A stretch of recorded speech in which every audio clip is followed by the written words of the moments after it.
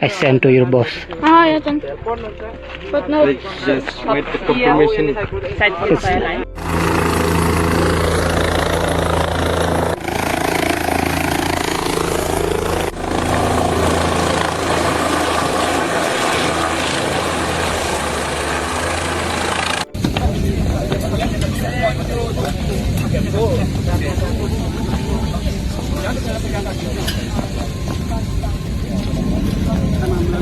You safe, sir?